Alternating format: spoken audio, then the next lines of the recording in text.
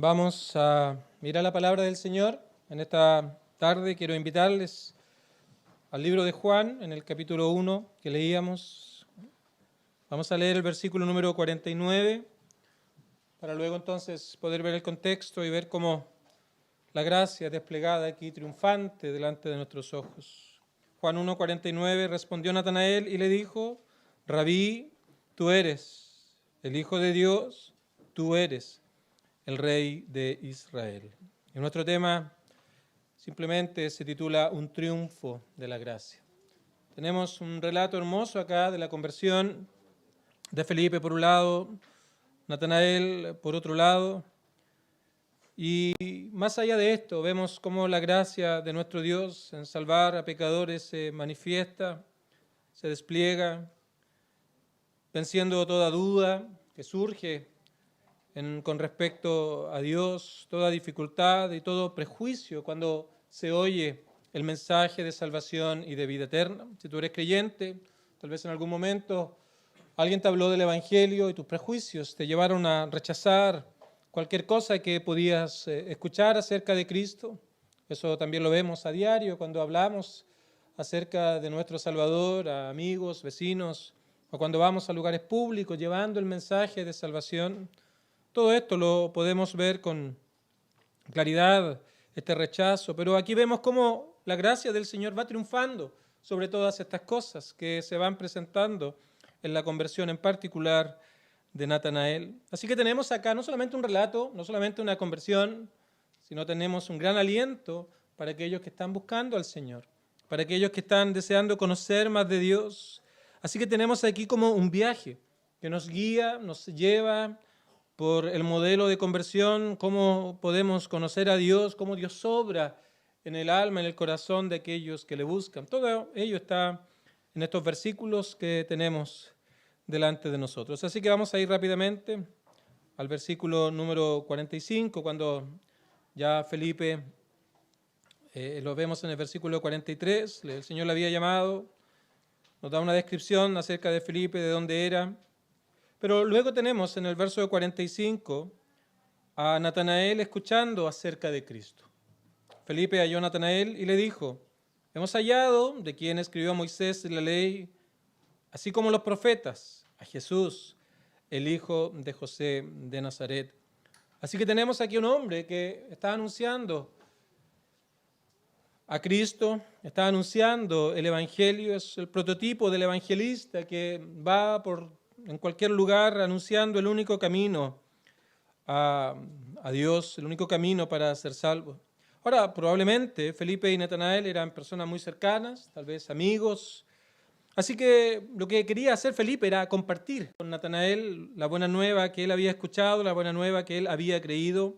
Y eso lo podemos ver en el versículo 45, porque Felipe señala que hemos hallado de quien escribió Moisés en la ley como los profetas. Él entendía que el Antiguo Testamento hablaba de Cristo. De principio a fin tenemos la verdad del Evangelio presentada de distintas maneras, ya sea por tipos, sombras, ilustraciones, esas narrativas que cuando las leemos con los lentes del Nuevo Testamento lo vemos con claridad. Así que Felipe había creído esta verdad, así que él quería dar a conocer también la buena nueva del Evangelio, la nueva buena de salvación. No tenemos muchos antecedentes de estos hombres. De Natanael sabemos que llegó a ser uno de los apóstoles, llamado Bartolomé en otros evangelios, que venía de Caná de Galilea, donde el Señor había hecho su primer milagro.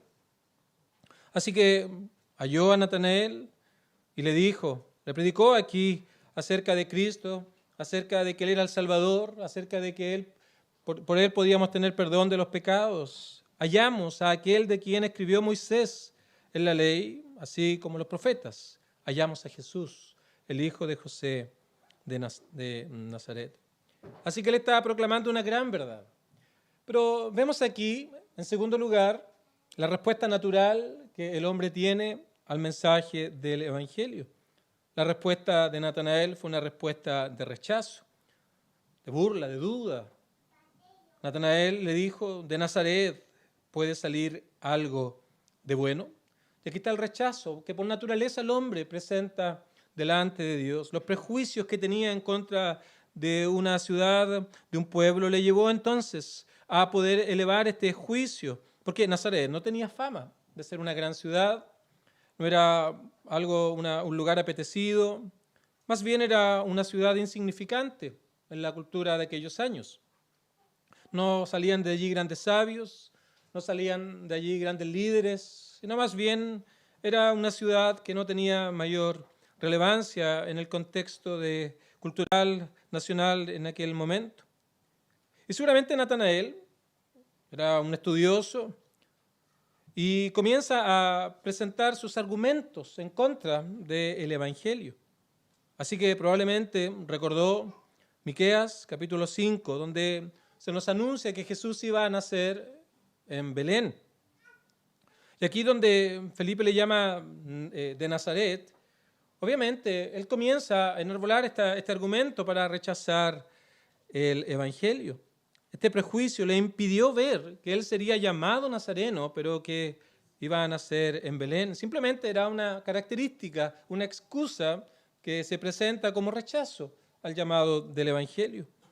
El asunto es que Natanael no entendía que el Mesías no venía de Nazaret, de Belén o cualquier otra ciudad, sino que él venía del cielo, venía de parte de Dios, con una gran misión que es salvar a su pueblo de sus pecados, de poder reconciliar al hombre con Dios, de poder traer vida eterna, y todo esto por medio de la obra que él iba a hacer en un tiempo más desde este relato, allí en la cruz del Calvario. Así que Natanael, como muchos otros judíos de estos tiempos, limitaban las promesas solo a un grupo étnico. Y se preguntaba cómo el Mesías, el gran libertador que ellos esperaban para ser libres del Imperio Romano, ese gran caudillo, ese gran estadista, cómo iba a venir de una ciudad tan insignificante, de una ciudad que no tenía ningún valor, ninguna importancia en aquellos años. Es imposible que de allí surgiera un líder, surgiera el Mesías que esperamos. Así que este pensamiento era limitado. Este pensamiento estaba restringido a asuntos terrenales, no pensaba lo espiritual. Su deseo era libertad política, su deseo era una libertad nacional, pero no una libertad del alma. Lo veía todo en asuntos étnicos, sino en un asunto personal. Así que esta respuesta es la respuesta natural al Evangelio, rechazo. Y simplemente lo que viene después de ese rechazo es buscar cuál es la excusa para poder argumentar y presentar en contra del llamado del Evangelio.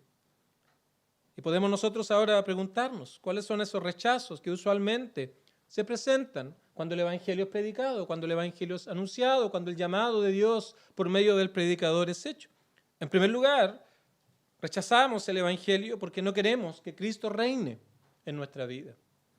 No queremos que nada interfiera en mi vida, nada interfiera en mis planes, nada interfiera con lo que quiero hacer, nada interfiera en mis metas, de tal manera que no queremos que Cristo reine sobre nosotros. Así que allí se presenta excusas por estos deseos, por estas razones que están en las motivaciones de cada argumento en contra del mensaje de salvación. Para otros, ser cristianos es algo necio, es algo sin valor. Ser cristiano es algo absurdo, es algo que no tiene ninguna trascendencia. Son personas que pierden el tiempo, son lo necio, son lo vil, son lo débil, son lo menospreciado. Son personas que no tienen mayor relevancia, mayor importancia. ¿De Nazaret puede salir algo bueno? Y esa es la pregunta que muchos se hacen cuando el Evangelio llega a sus oídos. ¿Ser como ellos? ¿Hacer lo que ellos hacen? ¿Apartar un día para adorar al Señor, para servirle? No, eso es algo necio, eso es algo sin ningún tipo de relevancia. Dice el versículo 26, con respecto a lo que Dios llamó, no sois muchos sabios, según la carne. No sois poderosos, ni muchos nobles. Entonces, a raíz de los creyentes, entonces las personas dicen, ser un cristiano es algo necio, así que rechazan el mensaje de salvación.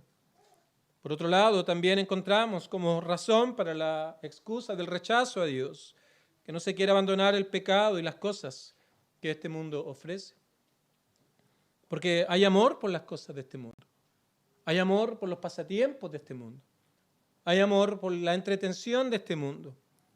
Hay amor por los deseos que vienen y fluyen de este mundo, en la manera de entender la vida, en la manera de entender la existencia. Entonces, como ese amor impide, básicamente, creer en el Evangelio, porque no queremos abandonar esa vida que llevamos.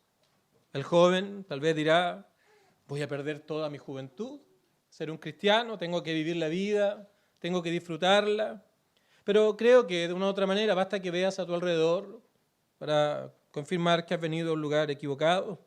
Hay mucha juventud aquí, mucha juventud que ha venido al Señor, que ha creído en Cristo y que ninguno de ellos te va a poder decir que está perdiendo su vida. Muy por el contrario, han entendido el verdadero propósito de la vida.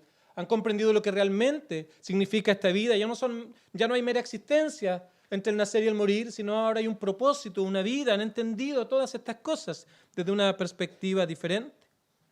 Pero también muchas de estas cosas vienen por dudas en relación a la eficacia de la fe en Cristo, de la fe salvadora. Y esto principalmente está arraigado por ese entendimiento de merecernos las cosas. De tal manera que cuesta creer que tan solo confiando en Cristo es de tener perdón de los pecados. Confiando en Cristo voy a poder ser perdonado. De creer en Cristo voy a poder tener reconciliación y comunión con Dios. Así que dudamos de la eficacia de la fe verdadera. Básicamente, insisto, porque está esta idea aprendida de nuestra niñez, tal vez de ciertos cursos que se hicieron en la adolescencia o asistencia a ciertos lugares donde se nos enseñaba que la salvación no es algo gratuito, sino debe merecerse por medio de las buenas obras. Así que terminamos viviendo nuestra vida juntando las buenas obras por un lado, las malas obras por otra, y esperamos que al final de nuestra vida las buenas obras sean más que las malas obras, de tal manera que podamos tener acceso al cielo. Y nos preguntamos, ¿qué hacer a todo esto? Tenemos aquí entonces, retomo, Natanael oyó el Evangelio. En segundo lugar, rechazó el Evangelio, como naturalmente el hombre rechaza el llamado de Dios. Pero continúa el relato en el versículo número 46. Porque luego de este rechazo, de estos prejuicios que fueron levantados, ¿de Nazaret puede salir algo de bueno? Entonces Felipe le vuelve a hablar a este hombre y le dice, ven y ve. Esta es una invitación de la gracia de nuestro Dios. Ven y ve. Así que lo que pensamos aquí es que Felipe con Natanael siguieron caminando, siguieron hablando. Felipe continuó mostrándole cómo en Cristo se cumplían todas las profecías del Antiguo Testamento. Tal vez Natanael le decía, Felipe le decía a Natanael, mira Isaías 29, mira Isaías 35, ¿qué dice? Esos pasajes que el mudo iba a hablar, que el ciego iba a ver, que el lisiado andaría, producto de la obra del Mesías. Y mira lo que él está haciendo acá. Todas estas cosas, él las está cumpliendo. Él es el Mesías. Mira Isaías 42, dice que iba a liberar a los que estaban en tinieblas. Y mira cómo él liberta a los enfermos. Y allí se nos ilustra el Evangelio, cómo liberta a los endemoniados. Felipe, él es el Mesías. Él es el Salvador prometido. Él es quien nos puede dar comunión con Dios. Y de esa manera, también el Señor, por medio de predicadores, amigos, gente que está a nuestro alrededor, una y otra vez nos hace invitaciones para que escuchemos acerca de la gracia de Dios. Y de una u otra manera comienza a exponerte el Evangelio. Te habla acerca de Cristo, acerca de lo que Él hizo en favor de pecadores, delante de un Dios santo que no puede tolerar la maldad. Así que Él tiene sus leyes santas resumidas, los 10 mandamientos, para que podamos nosotros allí vernos y analizarnos a la luz de estas verdades amorosas y tiernas de nuestro Dios. Y es entonces allí cuando vemos nuestro pecado, es allí cuando vemos nuestra miseria espiritual, nuestra necedad y nuestra necesidad de un Salvador. Vemos nuestra condenación y es allí entonces donde podemos ver a Cristo y todo lo que Él hizo en la cruz del Calvario. Cuando sin merecerlo Él se entregó a morir para llevar las consecuencias de aquel pecado, para llevar las terribles consecuencias eternas del pecado que hemos hecho delante de Dios. Así que pensamos que iban caminando, tal vez se reunieron a tomar algo, un café por allí, o lo invitó a su casa, y él continuaba buscando que entendiera los argumentos que traía nuestro Señor Jesucristo. Así que esto consiguió que el Señor obrara y comenzara a obrar en él. Estas dudas se desvanecieron, comenzaron a ser disipadas como la neblina que desaparece cuando ya viene el calor del día. Así que la semilla del Evangelio había sido sembrada en Natanael. La semilla de vida, esa obra de Dios que imparte vida espiritual en el alma, había sido puesta en la vida de este hombre llamado Natanael. Y el Señor ahora comienza a hacerle entender la verdad profunda y maravillosa del Evangelio. Versículo 47. Llegaron al lugar donde estaba el Señor. Así que tenemos aquí que cuando Jesús vio a Natanael, seguramente aproximándose o llegando a algún lugar, y dijo de él entonces: he aquí un verdadero israelita en quien no hay engaño. He aquí un verdadero israelita, versículo 47, en quien no hay engaño. Así que se sorprende Natanael. ¿De dónde me conoces? Y aquí vemos el Evangelio, la semilla en el corazón, pero aún habían dudas. Tal vez él pensaba que Felipe le había contado algo a Jesús de él, de su trasfondo, de lo que él hacía tal vez, de su apego a ciertas normas, a ciertas ceremonias. Así que tal vez Natanael presentó esto como una excusa: ¿de dónde me conoces? Como diciendo, ¿acaso Felipe te contó ya de mí? Y no estás más que repitiendo algo que te han mencionado. Y es hermoso cómo el Señor le responde a esta pregunta al verso 48.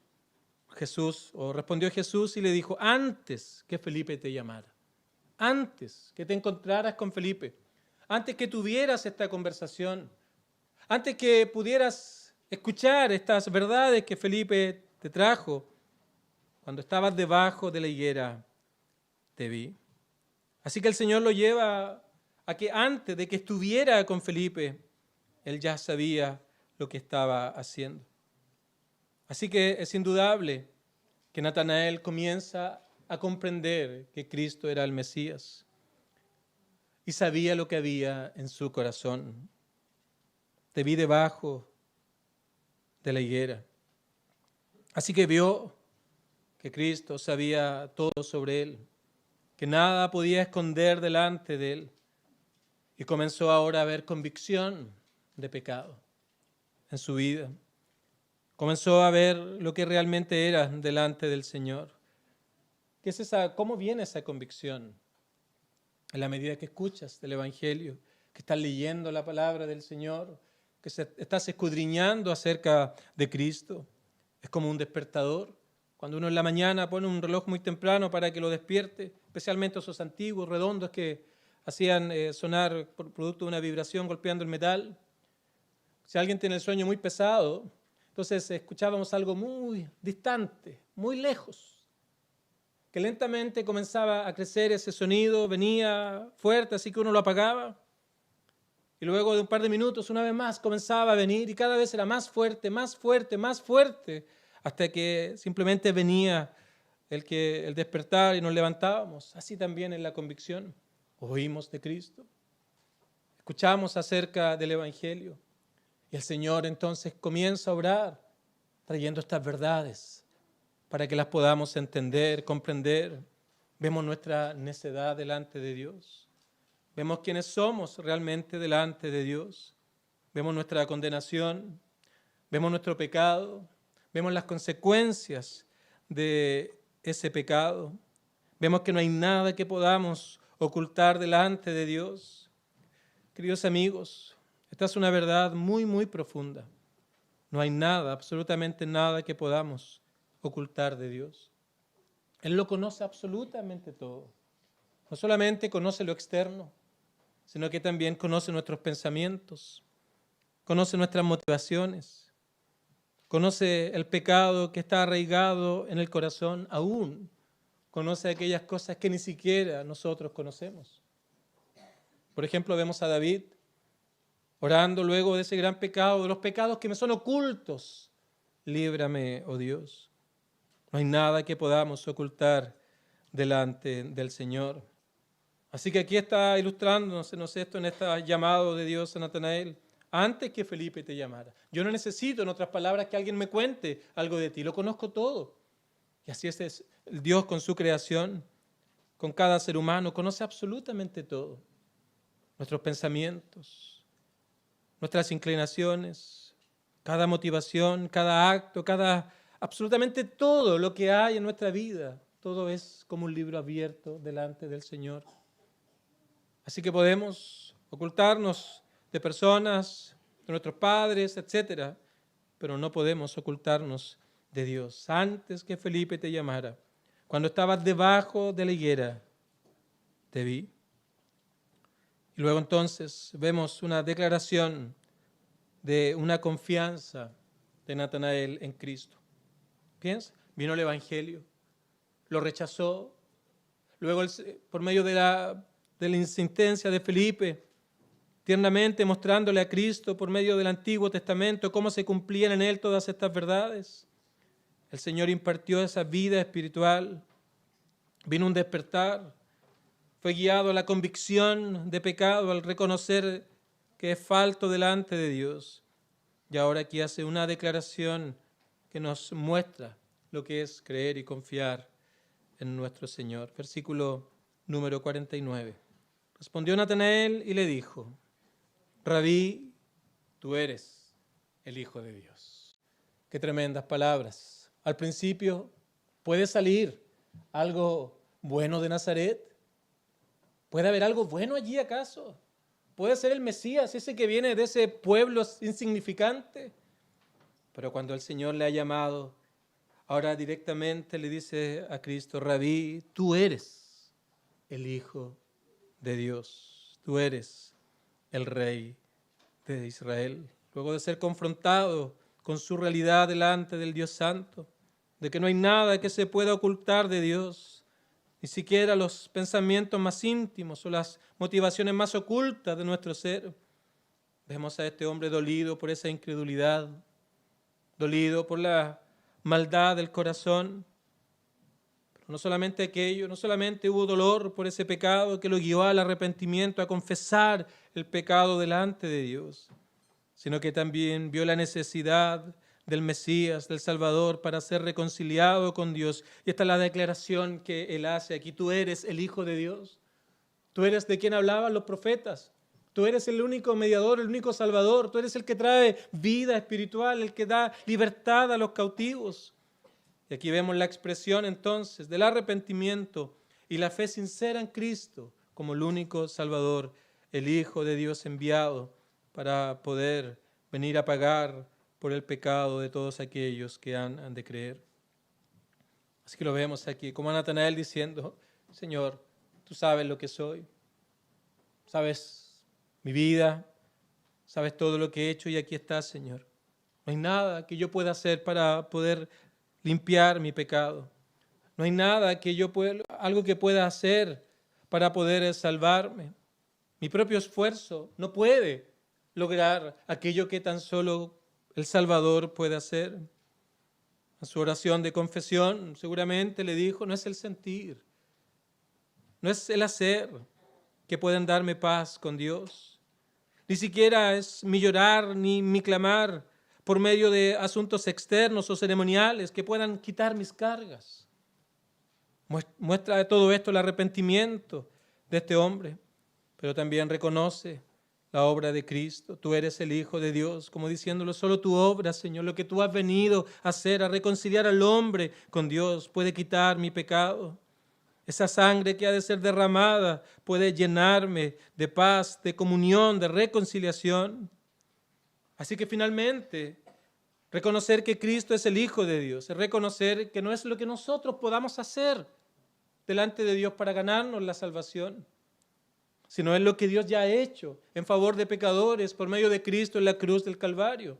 Él muestra su amor, Dios muestra su amor para con nosotros, en que siendo pecadores, estando lejos de Dios, despreciando el Evangelio, viviendo para nosotros mismos, ahora Cristo murió por nosotros y nos da perdón de pecado, reconciliación con Dios y vida eterna. Y todo esto es por gracia. Natanael seguramente en su oración y confesión confesó que tan solo era por gracia. Solo el poder del Hijo de Dios podía quebrar el yugo del pecado que reinaba en su vida. Así que tenemos aquí, en esta hermosa declaración, el arrepentimiento de esa incredulidad hacia Cristo, el arrepentimiento de no verlo como de cómo debe ser visto como el Hijo de Dios, pero la confianza plena en Él, el Hijo de Dios, el que puede librar a su pueblo de sus pecados. Queridos amigos, fuera de Cristo no hay absolutamente nada. Las palabras de Juan en su primera carta dice: el que tiene al Hijo tiene la vida, pero el que no tiene al Hijo no tiene absolutamente nada, no tiene la vida. Así que tenemos el Evangelio acá. Y este es el llamado a estar a cuentas con nuestro Dios. Tal vez ya estás pensando algún argumento para rechazar este llamado. Tal vez alguien te ha invitado mostrando la misma preocupación de Felipe para que puedas escuchar el mensaje de salvación. Y tal vez en tu mente estás enarbolando argumentos en contra de este llamado. Simplemente te repito las palabras de Felipe: ven y ve. Medita en el Evangelio. Medita en lo que Cristo hizo en la cruz del Calvario.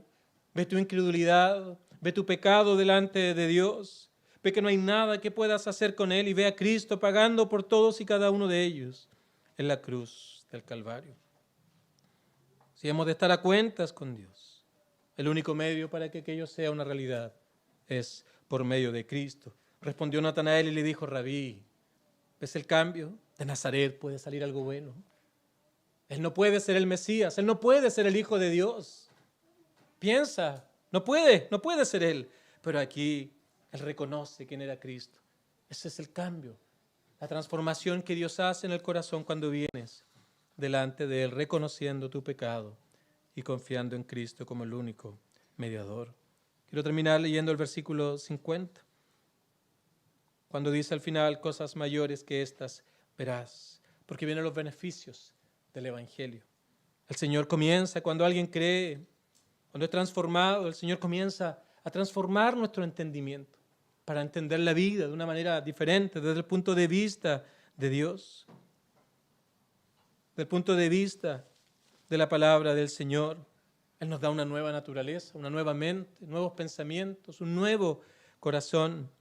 Es una transformación tal que ahora nos lleva a andar en el camino de la verdad, honrando y viviendo conforme a las normas de quien nos ha llamado de las tinieblas a la luz admirable.